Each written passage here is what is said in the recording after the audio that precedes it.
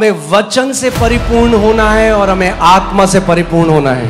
वचन से परिपूर्ण होगे तो आत्मा के जब मैनिफेस्टेशन होंगे ना तो आप स्टेबल रहोगे। एक बार हम एक मीटिंग करते थे जब हम मोती नगर में थे, हमने एनकाउंटर मीटिंग रखी थी कि परमेश्वर के साथ लोग एनकाउंटर करते हैं। कुछ भाई लोग हैं वो प्रार्थना करें, तो एक लड़की थी वो डांस करते करते एक लड़के पे गिरी धाड़, फिर उठी, फिर दूसरे लड़के के पास गई, फिर उठाड़ करके उसके ऊपर गिरी धाड़।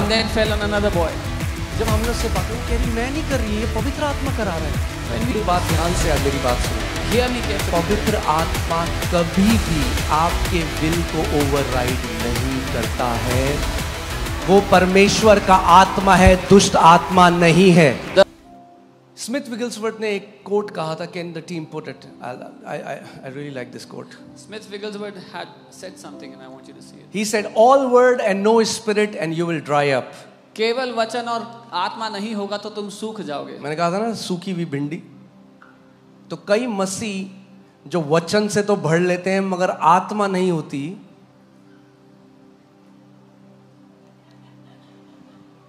वो सूखे हुए हो जाते हैं, सूखे हुए। So some places where there is no spirit but only the word, they dry up. आपने देखा है एक जो अंगूर होता है जो रस से भरा हुआ है वो कैसा लगता है, और जब किशमिश हो जाता है तो वो कैसा लगता है? बिना आत्मा के।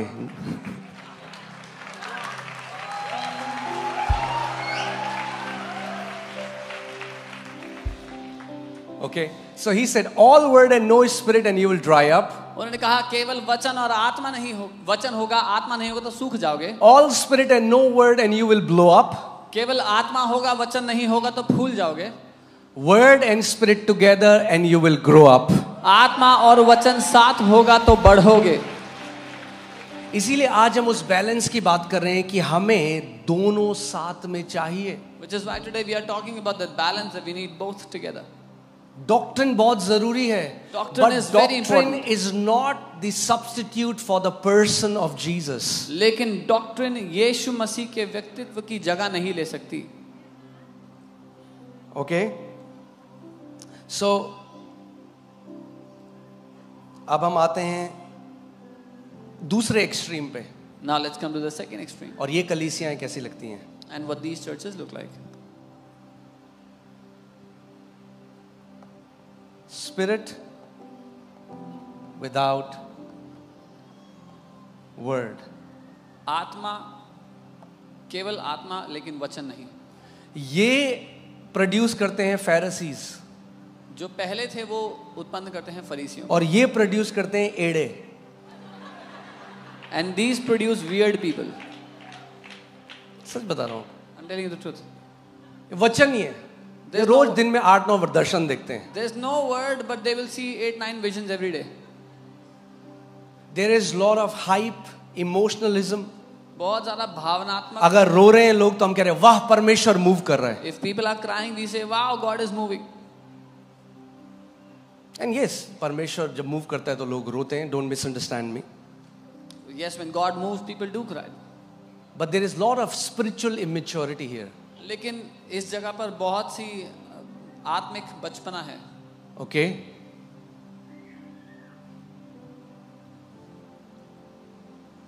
कुछ लोगों को देख रहा हूं मैं। और ये जो एक व्यक्ति कलीसी आता है यहां पे भी, ये एक मसीह 100 पे भारी। And one of इनको such, काउंसिल करने में बहुत टाइम लगता है। one of such believers is amazing to handle. It takes a lot of time. क्योंकि आप वचन से दिखाते रहोगे, वचन कुछ भी बोले, मुझे यीशु मसीह ने मेरे दर्शन में बोला है। Because you will tell them from the word, they will say, I don't care about the word. Jesus कैसे came in उन्हें my बताएं vision. कि यीशु मसीह दर्शन में आके वचन के विरोध में नहीं बोल सकता?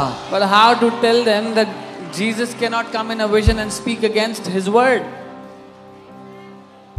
ओके, ये कलीसिया वो है जहां एक्सट्रीम एक्सेस है, पूरा फोकस है gifts of the Holi spirit के ऊपर। In these churches, there is extreme focus on the gift of the Holy Spirit. So people are very excited. So लोग बड़े उत्साहित होते हैं। But all they are is excited. लेकिन वो सिर्फ उत्साहित ही होते हैं। They are not equipped. वो सशक्त नहीं है। There is a difference between church people getting excited and church people getting equipped. एक अंतर है कलीसिया के लोग उत्साहित हैं में और कलीसिया के लोग सशक्त हैं में. आपने देखा है जो परिवार आया 3 साल से वो जादू टोने में थे, उन्होंने खुद वचन की दे गॉट इक्विप्ड, खुद उन्होंने वचन की घोषणा करना शुरू किया और क्या हुआ, आज वो कंप्लीटली फ्री हैं. You saw the family for 3 generations they were witch doctors, but when they got the word, they got hold of the word, they started to declare the word on their own, they got equipped with the word. Okay? इस church के एक sign है कि जो leader है वो stress करता है गॉड टोल्ड मी और कंट्रोल करता है लोगों को. तुझे वही करना है जो मैं कहता हूं क्योंकि God told me. And it's a bad sign of a leader. The sign of these churches is जो लीडर है वो कहेगा परमेश्वर ने मुझे ये बोला है इसलिए तुझे ऐसा ही करना पड़ेगा, और ये एक खराब साइन है. एक तू इससे शादी करेगा, वो कहता है नहीं मैं नहीं करेगा, परमेश्वर यीशु ने मुझे बोला है करेगा तो इससे शादी. You will marry this person and the guy says no I don't want to marry. No, you will marry this person because Jesus has told me that you will marry this person. This is called spiritual manipulation. इसको आत्मिक manipulation बोलते हैं. और ये उतना ही dangerous है जितना कि दूसरा extreme. And this is as dangerous as the other extreme. इन कलीसियाओं में कई बार क्या होता है, पूरा फोकस है प्रोफेसी में, बस प्रोफेसी हो रही है, प्रोफेसी हो रही है, वचन प्रचार ले इसके लिए वर्ड उसके लिए. तो जो 10 लोगों के लिए भविष्यवाणी हुई वो तो खुश हो गए, मगर बाकी 500 लोग उदास हो गए, मेरे लिए कुछ नहीं बोला प्रभु ने. In such churches the focus is on prophesying the gifts, the prophecy that 10 people will receive and all the others will go back without any hope that nothing God said for me. मगर जब वचन भेजा जाता है वो हर एक बेटे और बेटी के लिए है. But when the word is sent, the word is for each and every son and daughter. Now please don't misunderstand me. I love prophecy और prophecy बहुत अच्छा है, मगर कलीसिया prophecy के ऊपर built नहीं की जा सकती. मुझे भविष्यवाणी से प्यार है लेकिन but the church cannot be built on prophecy. कितने लोग मेरी बात समझ रहे हैं? फिर से बोलता हूँ इस बात को.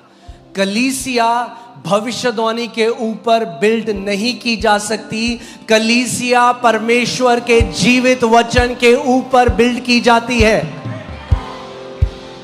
Church cannot be built on prophecy. The church is built on the living word of God. मैं किसी से मिला, एक बहन से, वो कहती आपको पता है अपोस्टल जी फलाने प्रॉफिट ने उस साल में मेरे लिए प्रोफेसी करी, फलाने प्रॉफिट ने फिर मेरे लिए ये कहा, फलाने प्रॉफिट ने कहा. Then I understand it's a bad fruit where she's coming from. She's not equipped in the word, but she's getting her spiritual nourishment from one prophecy to another prophecy. I met a sister, she told me, you know, that prophet said this about me in that year, that prophet said this about me in that year, and that prophet said. So I understood she's not, वो आत्मिक रीति से उनको सशक्त नहीं किया गया, लेकिन वो भविष्यवाणियों से भविष्यवाणी तक जी रही हैं. एक बहन थी वो कलीसिया ही नहीं गई. क्यों? उससे पूछा किसी ने कलीसिया क्यों नहीं जाते? नहीं प्रॉफिट ने बोला है मेरे को कैलिफोर्निया, नहीं कैलिफोर्निया यहाँ सब ऐसी कोई जगह वहाँ ले जाएगा प्रभु. तो क्या हुआ उसके बाद? किसी चर्च में सबमिट नहीं किया क्योंकि वही तेरा चर्च है. One sister did not go to any church because the prophet told her God will take you to California, so she did not submit to any church anywhere. कितने लोग समझ रहे हैं मैं जो कह रहा हूँ? It's imbalance.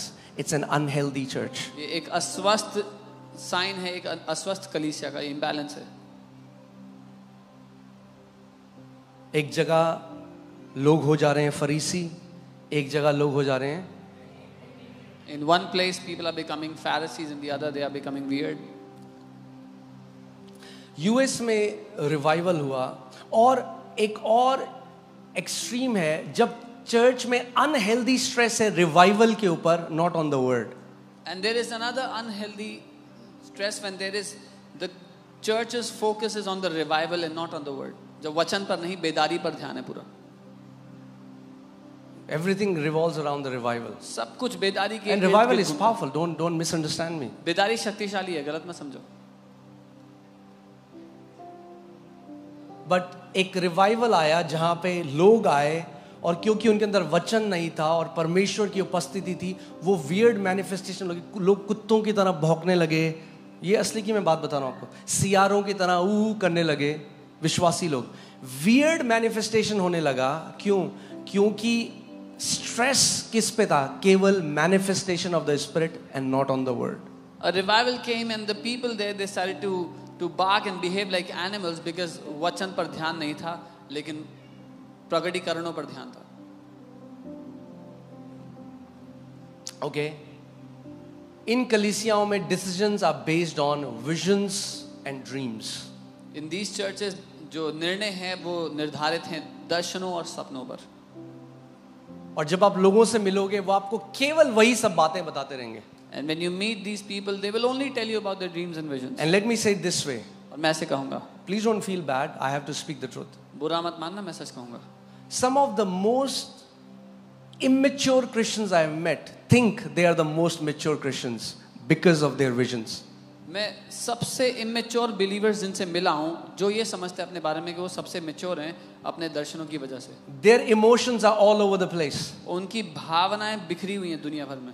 Unstable. Unstable is the word for such teaching.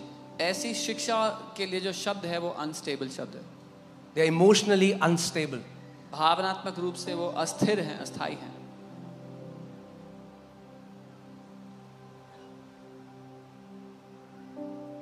You can be full of the Holy Spirit आप पवित्र आत्मा से भर करके without being weird.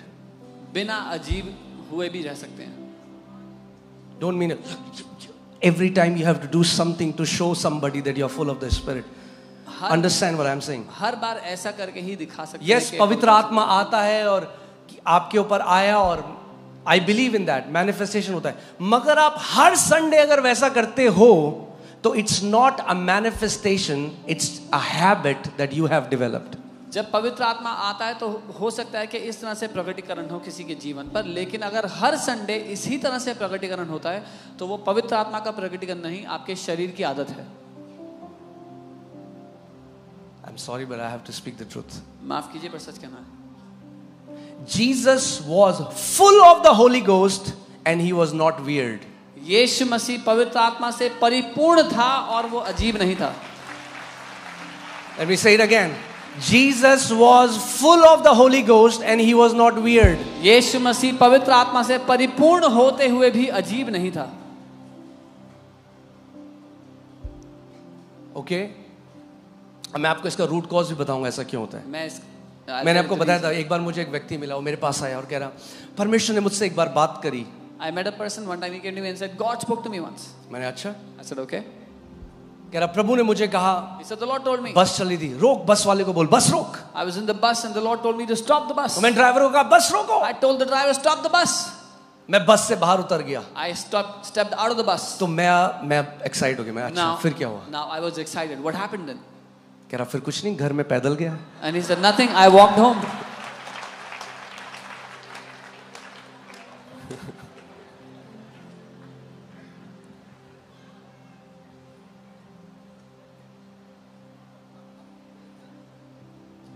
फिर होता पता है कि आपको लोग भागते हैं ऐसे लोगों से दूर.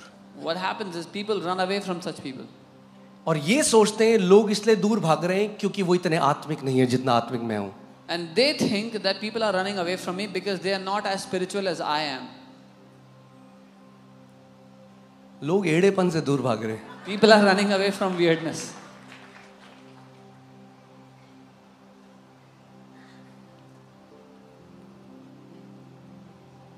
ठीक है, सच बोल सकता हूं इस जगह में.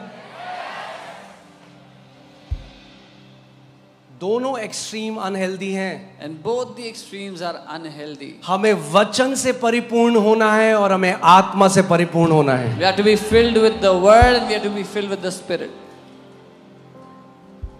वचन से परिपूर्ण होगे तो आत्मा के जब मैनिफेस्टेशन होंगे ना तो आप स्टेबल रहोगे.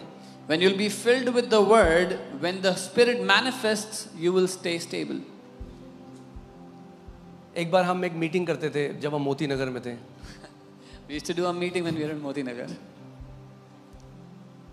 बहुत मजेदार कहानियां हैं मेरे पास आपको बताने के लिए. I have many funny stories to tell you. तो हमने वो एनकाउंटर मीटिंग्स रखी थी कि परमेश्वर के साथ लोग एनकाउंटर कर सकें. We had kept encounter meetings that people can come and they can तो encounter God. जो पुराने लोग हैं उन्हें याद आ रही हो बात. The old people. So जैसे बात कुछ भाई लोग हैं वो प्रार्थना करे तो एक लड़की थी वो डांस करते करते एक लड़के पे गिरी धाड़. So some brothers were praying and this girl she started to dance and then she fell on one boy. फिर उठी, फिर दूसरे लड़के के पास गई, फिर उठ डाल करके उसके ऊपर गिरी धाड़. And then fell on another boy.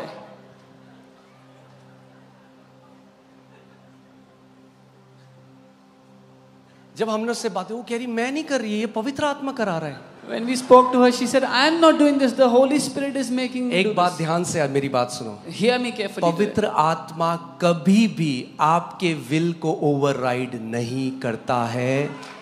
वो परमेश्वर का आत्मा है, दुष्ट आत्मा नहीं है। The Holy Spirit never overrides your will.